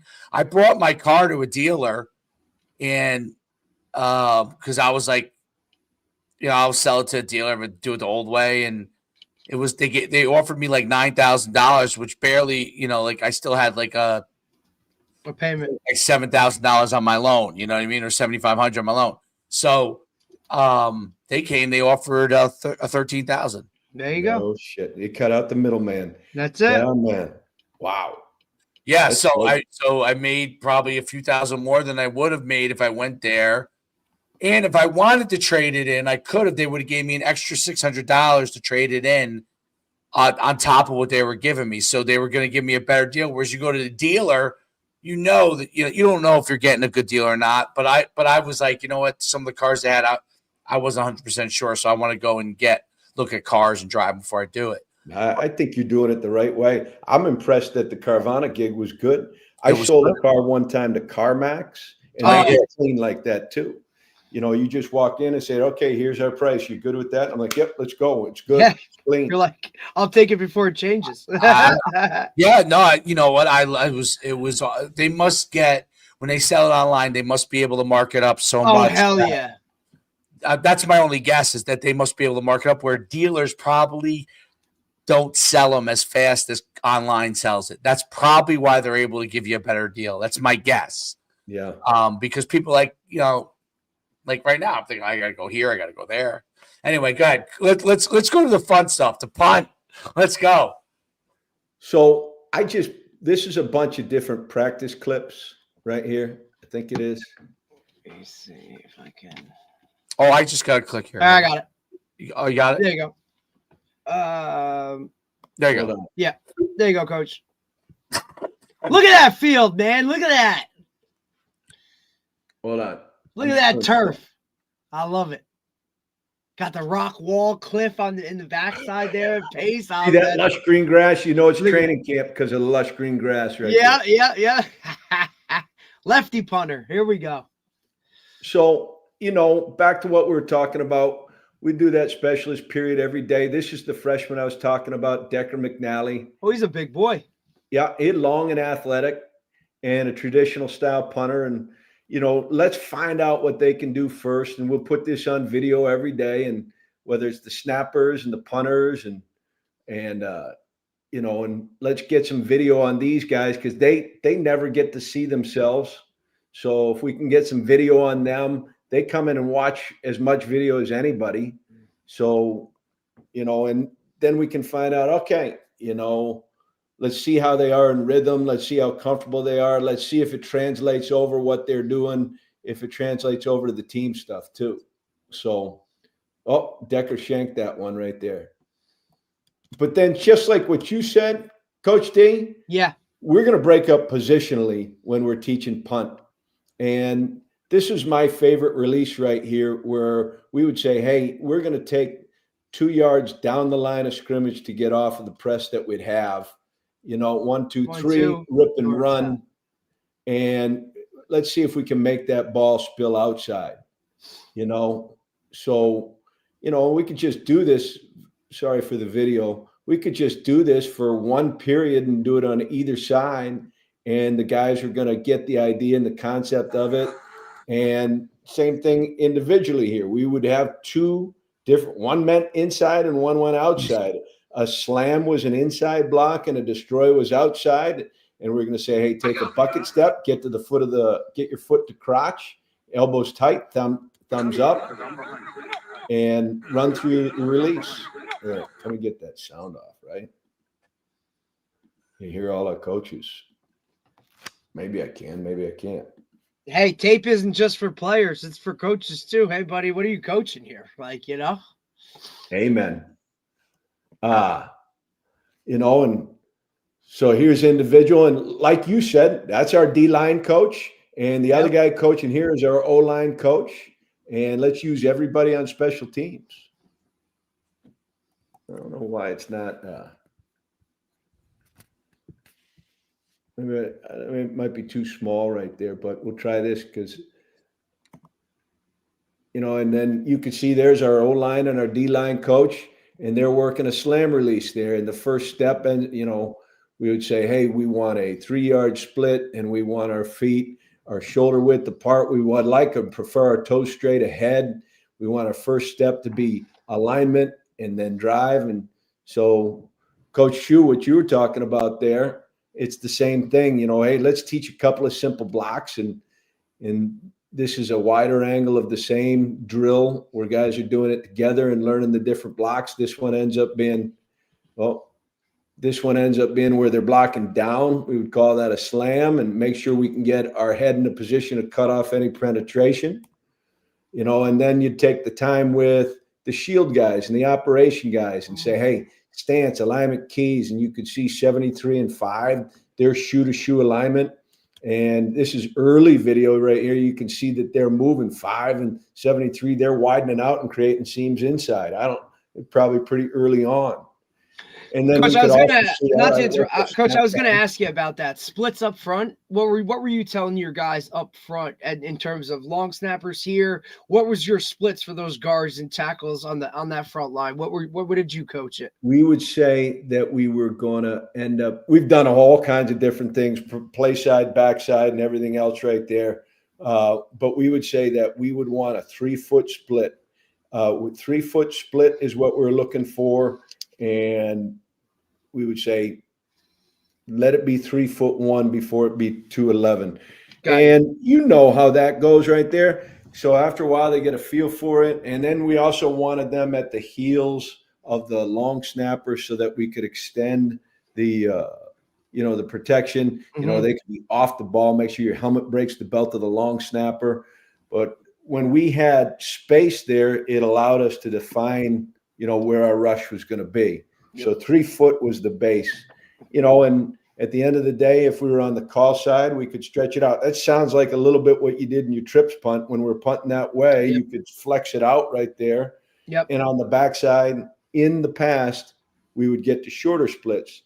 Yep. But what we found is when we shortened splits on the backside, now the edge block was possible. Right. So, and I think we got some pictures of that right here. Right. Because even for us, like everybody wants to always think, since we're kind of, because we're rolling on the rugby and we're trying to, get those zone blocks going that way, that that backside guard and tackle should tighten those splits down so they could cut them off.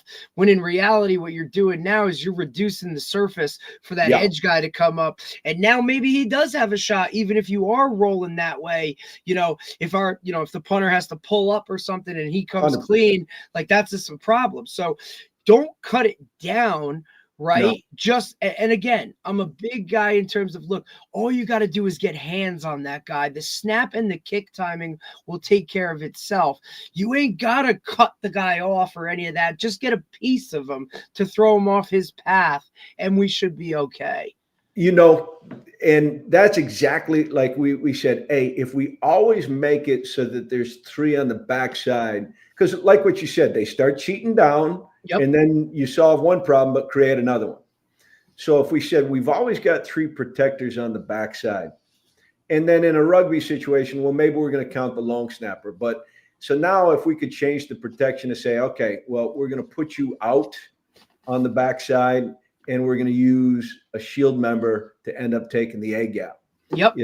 And that was a way for us to end up saying, hey, look, if you're having stress points on getting things cut off on the backside, well, we can solve it. Just don't solve it yourself by changing the protection by aligning different. Again, we got to all be on the same page. You adjust something, it screws somebody else. Like it's dominoes, buddy. So like, let's all talk about it and know what we're going to do to this stuff. Another thing too, like, you have guys up top, and these guys are coming off the field for the most part. They can sit down and have a conversation with coach. Hey, I got this, or hey, we saw this. You can adjust because they're not on the field playing defense, or they're not out there playing offense. Like, you can talk to those guys and kind of work through it. It was a work through, man. Most of the individual stuff, it was low effort stuff. It was technical stuff. It was teach time stuff. You know, and some coaches might look and say, I don't like your tempo of practice. Well, that's where we were trying to be. We were going to say, hey, let's stance, alignment, key responsibility, and let's dig into it. And let's get some reps at that at a lower tempo and to understand the why, right? Yep.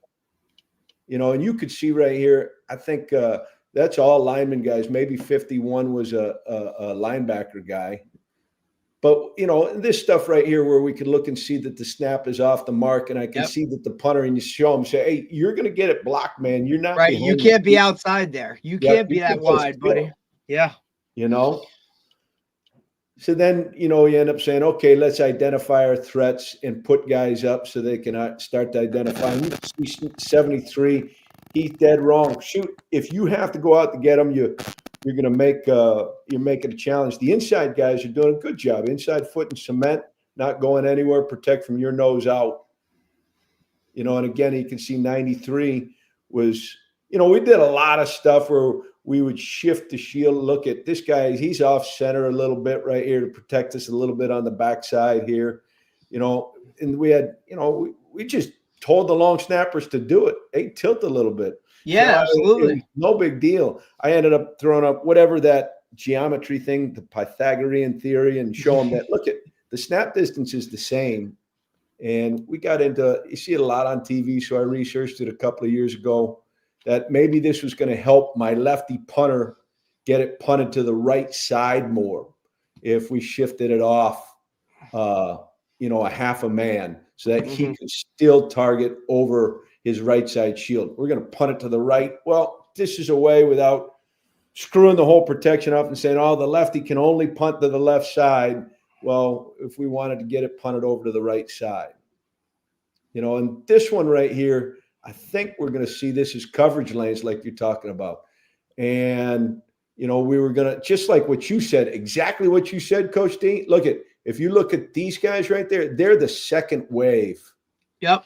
They're the second wave, and we're going to have the flying V. We're going to put the long snapper as a free hitter, but we're going to say, hey, whatever way it filters out, okay, we've got two on the ball, the long snapper is extra, and then the leverage player and his leverage player. And, you know, they say, hey, whatever way it shakes out, some guys are going to, you know, when we would end up saying, okay, the gunners are going to be on the ball. That's great until you got a mismatch or until we got a double team.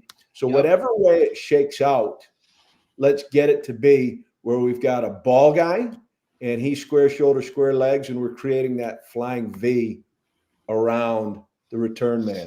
Yeah, it's always about like, hey, just make guys right. You know what I'm saying? 100%. Like, and that's something you got to practice and go over and rep as close to a game situation as you can. Because look, I tell guys, look, if you're the first one down there, like, I don't want you thinking. I want you taking a shot. You know what I'm saying? Like, because more things happen when we could do that. And then it's, hey, if he takes the shot, you got to be here, right? If he's here, you're here. Teach those guys that stuff as they progress down the field. But ultimately, like we'll do it early in summer and we'll reiterate it. Like, I'll put cones out there and it'll be, this is you, from here to here is you, from here to here is you, from here to here is you. And we'll rep it with the entire team, right? Across the board, right? Because now you're just talking open field tackling type stuff too. So you can kill a lot of things by doing some of these drills, and then everybody's involved. Everybody's doing something, so that now when it comes to the season and, you know, so-and-so goes down, you can plug and play. Guys are fret. They know what they're doing.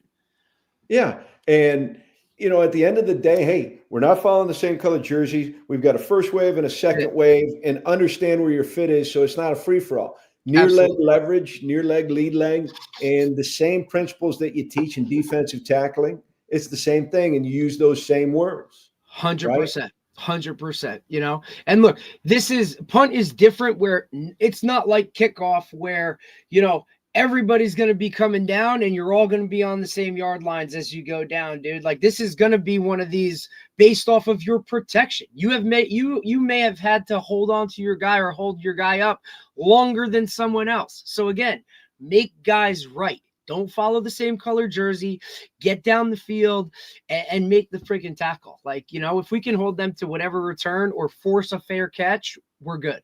We've already won. I like doing the on-air stuff a bunch in preseason and walkthroughs and late in spring. Shoot, we wouldn't go against each other in the springtime. But like in this case right here, okay, we've got a situation where the X and Z are on the same side. We could practice the things and say, hey, stance alignment, key responsibility, and work on that communication. Yep. Or you do it in pods, right? Like the interior may be on air. I may have somebody out there on a gunner trying to like force his release and he's got to actually compete out there, right? Like you don't have to have all 11 going good on good every single time, right? Get out like, or you know what I mean? Or now the interior is going to go live, right? Like you can break it up within the period time itself to not have to be killing guys going 11 on 11. Right. And Coach D, what you said already, hey, let's practice the short field. What's our mentality in the short field? Well, we're in a short field situation, so when you are a coverage guy and you come clean, you've got to take a peek because that's the point in time the guy might fake fair catch you. Now, I got a guy who ended up deciding to catch it on the 3-yard line in a fair catch, which is too bad. But, you would normally say, hey, this return man's going to give you some sort of fake. Yep. He's going to be running off to the sideline, like kind of ghosting it or whatever. That's fine. We have somebody responsible for him. But the rest of you guys, you got to peek, go find it, get your heels to the goal line, go play goalie. Right. Exactly right. And then that's what you could see 3 is doing. He's in a position where he's saying, hey, I'm not going to acknowledge that guy. I'm going to protect the goal line. And there stop. It is. It's perfect. So that's just the drill pods that we did. And, some game rep stuff right here and some different formations. And it goes, I think it's going to go from first game through the season. And I like this stuff where we're flexing off the ball right here and we're challenging the belt right there. And I don't see it as much on this side, but you can see, hey, we decided to tuck the Z in here. And if you look protectionally on the backside, so look at, we're straining the heck out of the backside of protection right there and say, hey, you take this one and you take that one and you take the edge off. Yep. And I'll tell my guys in protection too, Coach, like, look, I don't care. You could point, you could call out his number. I don't care if they know who's blocking them. Amen. As long as we are right? Like it's about us, not about them. I got this guy. You got that guy. You can communicate, man. This is not a silent game. I don't care if they know. This is not a secret here. We got some of the rugby stuff. You could see we're moving right there in the backside. You could see 44 did a really good job of being Coach Shu. What your concern was about, hey, if you got all big guys back there, you're limited. You don't have anybody to be athletic and all that. So that's what we got to, whether it was 44 or there's a tight end who did it for us too, but this is a kid who ended up being a couple of launch points as a righty right there. He could straight punt or he could rugby it where we would shuffle those guys out with it. And the backside guy would take the backside edge off.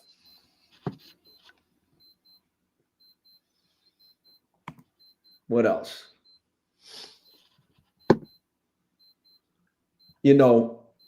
Right? Really good point to coach guys on. Never, ever, ever, ever, ever back up. You might get yourself a football enema, right? Yeah. There's the transfer tackle who's playing in his first college football game at pace, and he's backed up. And, at least from this angle, we say, hey, we've challenged that block point. You're lined up at 7 yards. Heel's at 8 yards. Don't back up. His block point is right there. Yeah. Yeah, attack, right? Don't catch. Go get that guy. Never go backwards, right? It's usually like, day one stuff, right? Like this is, look, even though we're protecting, we're an attack protection type team. We're going after guys. If you know who it is, don't wait, go.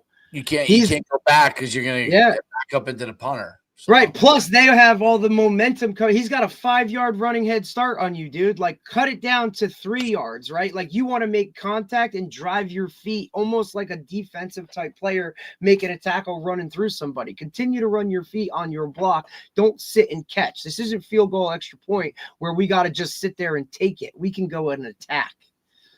I watched somebody in the Lawrence First and Goal clinic last year. I like getting on that thing to watch the special team stuff. It gave me an unbelievable pointer about who was rushing and who was blocking. He said, just watch the tape right there. If their back leg ends up being man side, he's probably running return. If he's blocking, he's going to put his back leg to be his inside leg. And, so the quicker we can give guys reads on, hey, what's protection and what's release, maybe you can get things like this when a guy can see the difference. He gets wiped out, double wiped out right there. But the quick, if they're hanging in there, they don't know what it is. You can see the same thing there for 49. It allows for a quick diagnosis of it. Same thing happens out here. He's stepping right to me. If he were trying to block it, well, 8 would be taking the air out of it, and he'd be sticking to the inside.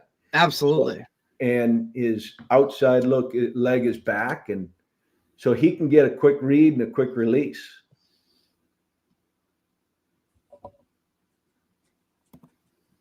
So let's go to another game. Go from behind. So here we go, right? So we've got a right-footed punter, and we said, okay, let's protect him a little bit so he can put his punt over that left shield right there. A little bit of a diagonal. Yeah. And it is a good little gig for us right there to do.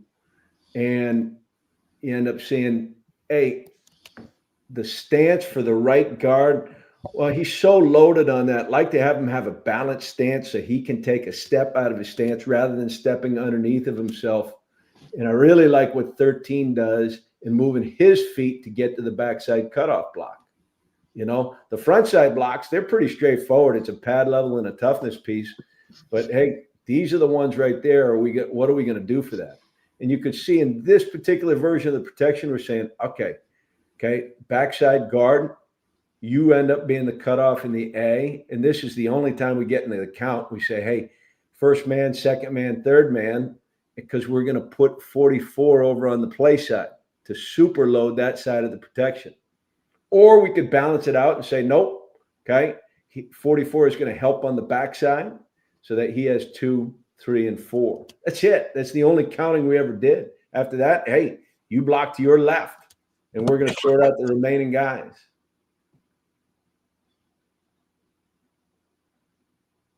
See, there's that fake catch right there. 27 has not got his eyes on it. And we lose those yards into the end zone because we're all on. Here we are in week 3 right here. 27 is a redshirt freshman. He wanted to be on the punt team. We're in a short field situation, and we've dropped it in there. But we're taking the bait, and we lose 20 yards of field position. So here it's still 3-man shield to me right here. But when we take that guy, that A guy, and we move him into multiple locations, whether it be for fake or protection leverage, these guys on the back side of it, they're going to end up cutting off 1, cutting off the next threat 2. 1, 2, 3. And now we've got multiple launch points. And we give up a little bit on our gunner, right, with the rugby. Because like what you do, you spread these guys out further to end up covering that rugby kick, right, Coach? Yeah. Yeah.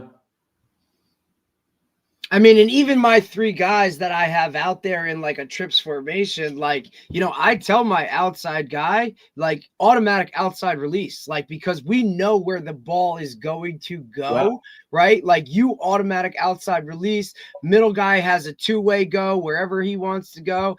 And I even tell my inside guy, hey, you have a 2-way go because you guys are literally the first dudes that I need down there. So however you can release, get out and go. But that outside guy, he has to have an automatic outside release to pull that swatter. I like to call him the opposite guy, basically the corner who's ever matched up with him. I want you to pull him outside. Plus, he's been coached all season to, hey, this guy's going to take an inside release. This guy's going to take an inside release. Like, now you go outside. Now you have a free release. And once you free release, now you're just receivers, stack that guy, stay on top, and he's never going to get to your hip to ride you out. And if it is, we'll take the 15-yard penalty of blocking in the back.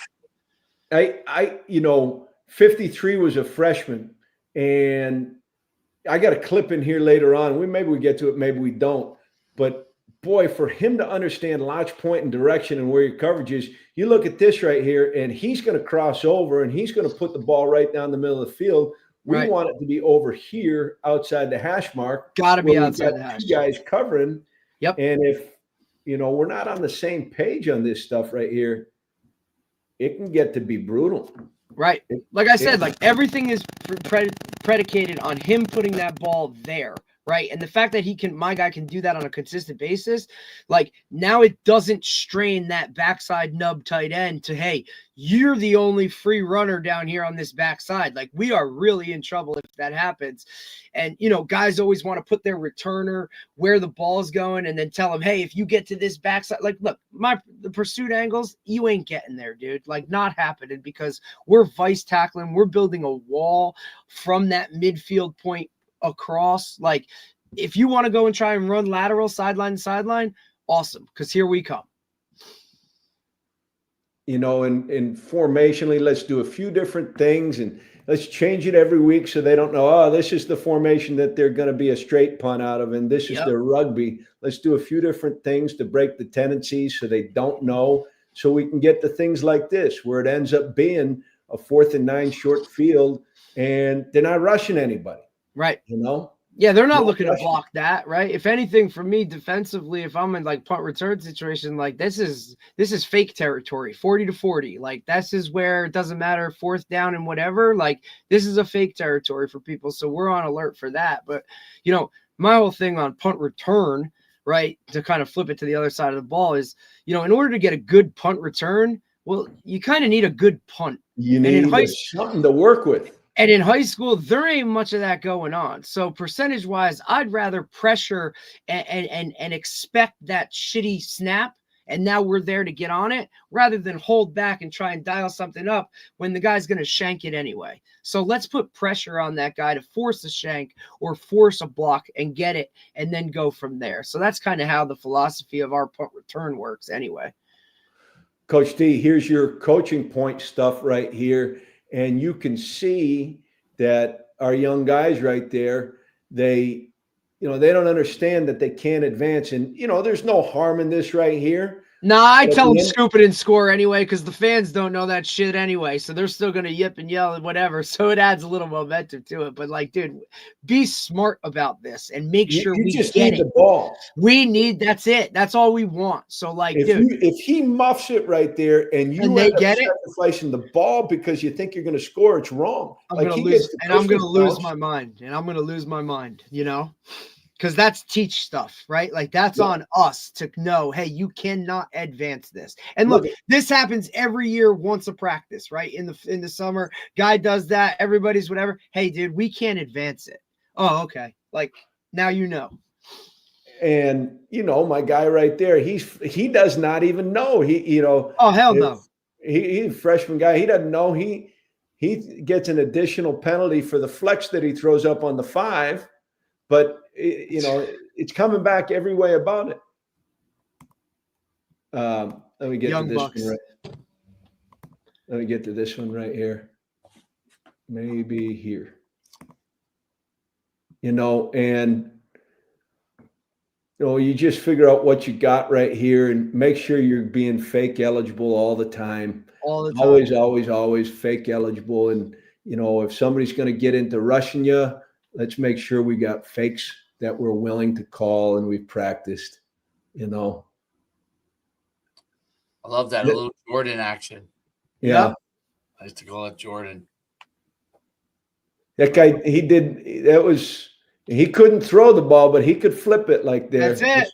You know? It's all it takes. Because look, those guys, like, they're not, even when we teach Russian, like, hey, you got to get a piece of this guy as you go, right? Like, if that's your job, like, that's your job. You can't let those wings go or any of that stuff. Because for the most part, look, you're just trying to get a first down. You're not trying to bang your head on a goalpost on a fake. If you do, great. But we're just trying to get a first down. So even a 3-4 yard catch, like, now we've lost. So make sure you're covering your eligibles and doing that stuff. And then on the punt side, like, you want that. Like, this is an opportunity now for us to get a first down. Do your job, get out, make the catch, go. But you got to practice those things. And then the following week, we go out and have a good opponent right there. And, well, they just decide to go punt safe. Now, granted, it's 4th and 1 at the midfield. Maybe everybody would do that. But there's no doubt about it right there. So now we can play the field position game. Right. And we can get a field flip right here where we've got a punt inside the 10 from what? The 40? Yep. Huge. Yeah. So, that's the way we would have to win games at pace, is play the field position game. And, and have a couple of different launch points, be really simplistic about what you do, teach a lot of people the techniques. And, couple of, again, all right, we did the rugby last time. Let's hit the straight punt this time. Okay, let's keep them in a return mode. So we're keeping the rush off. Yeah. And let's make sure we got coverage and we can fair catch. If, they're blocking, all right, we're going to hold protection a little bit longer. Yep. So good stuff. That's great stuff. Yeah. I love it. And like you said right there, coaches would love this stuff if they dug into it, because there's so much to it that they love to do. We all cling to the things we know the most, whether it's offense or defense, but there's so much in the special teams game that ends up being really, really competitive. And you can teach kids and you can gain advantages. It's good stuff. It's fun.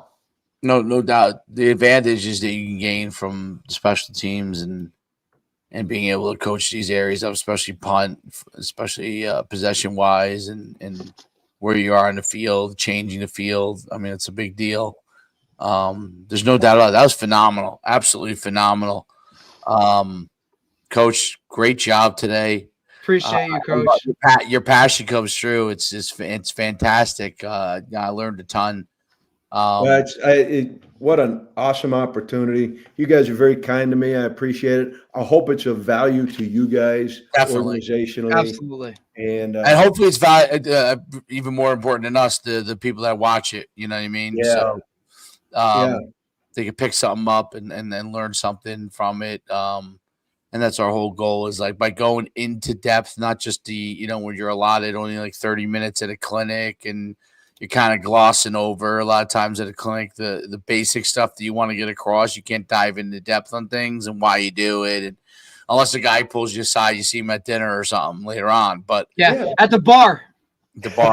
But yeah. Then you're drawing shit up on a napkin. We've all been there. Trying to just relax and get away from you, but at that point, but that's the only area you can grab them. But no, this is really great. It goes into depth and understanding, like the whys of everything. It's to me, it's really interesting with the spread punt, the shield punt, I guess you guys call it, the shield punt, where they the fact that they're moving down the field, so it gives you an extra it gives you better coverage, and you're putting them on their heels. I think that's the thing that really strikes me as a really big plus, because those people can do that. And then and then I think creativity comes into it, as far as what you want to do in fakes, and more creative you are, you're better. Like we saw this year in college football, like I've seen so many wild fakes. It's unbelievable. So you learn something every day on that, but the concept of getting them down the field, getting them in coverage, and not placing just all the pressure on the up back to make the right decisions, to be able to two gap if he needs to, that's eliminated. So So that's really, really interesting. It's going to be interesting. I felt like through the late season college games and the bowl games, you saw so many punt block people that were going to shift their look based on the way they could diagnose the protection. You can kind of tell on this stuff if you study people well enough. You can tell what their philosophy is and where their weak points are. Yep. So you would see it in the bowl games where people would show over on this one side and they would shift the punter the other way and they would swing over at the left. So it'd be interesting, Coach Shu, if it ends up being that people say, screw this, if we are at the highest level getting people ready for the NFL, is there going to be a resurgence in an NFL style of punt? It'll be interesting. Yeah, that would be interesting. That would be really interesting to say if that actually happened. 100%. Yeah, I mean and the NFL too. That snap comes back so fast. The punt is gone so quick. Yeah, they're different cats. You're really not even kick sliding. Like you're basically gone before you even get into 100%. your kick slide. So different cats. No, they are different cats, and and they're also like people don't realize that the NFL punters are athletic. Amazing. They don't realize it's not the same as the kicker. The kicker can be a poor athlete, quote unquote, but the punters are a lot of times really really big athletic guys who could do something if you if you don't really respect what their capabilities are. So it's really interesting. But Coach, I can't thank you enough for coming on. Always welcome. Anytime you want to break something down, we'd love to have you. You're kind to me, fellas. You guys be great, okay? Have a good week, all right? Talk soon. Thanks, have Coach. A great day, Coach. Bye-bye. All right. That was great, dude. It was phenomenal. Good stuff, man. And look, I still have never used the shield punt. Like to me, you know what I mean? It just hasn't come up. But like you said, I like to learn, like just like you do. Like you always want to have that in your hip pocket if you need to, No, you're right. It's phenomenal. Coach does a great job there breaking that down. It is like I always wonder to myself, like there's pros and cons in everything you do, and punt return. There's on both sides of it, there's always a action and then a counter action to it. Right. And it's that I feel like those two special teams, there's a ton of chess match that can go on. 100%. And I don't think guys look at it like that. You know what I mean, Dave? Like I know for me personally, every week I look at their punt and all right, what punt block can I dial up this week to counter what they're doing? You know what I mean? Like just like you would prepare as an offensive coordinator or a defensive coordinator, right? Like they run this defense, these plays are going to work. I did the same on special teams, man. Like it's not the same stagnant returns every week. Things change. I feel like guys are in high school, not college, but high school. Like I said, that deep breath comes in a lot of times. Yep. If you get a stop and you put them in like, oh, we're good. Okay, good. We're good. Like as a DC, you're definitely like that. And then the head coach sometimes is like that. Even most of the, absolutely, a lot of really obviously the best head coaches are not, but a lot of coaches who are decent coaches or good coaches or guys who have won that they take that deep breath. You want to catch them when they're taking that deep breath. So, but it was really interesting stuff. And tell Coach I said that. Yeah, it was good. That was awesome. It was great. And amazingly, I thought I was going to be gone. Like, you know what I mean? When I left, I'm like, yeah, I'm going to be gone. I won't be back but I couldn't believe how quick they were. I was like, wow, this is phenomenal. I was like, I came inside. I'm like, oh my goodness. Like, good for you, bud. You got one. So anyway, and then tomorrow, are we back tomorrow? Yeah. Tomorrow we got Coach Nascimento, offensive line coach at St. Joe's Montville. So be good to talk to him. Perfect. That sounds great. All right. Till next time.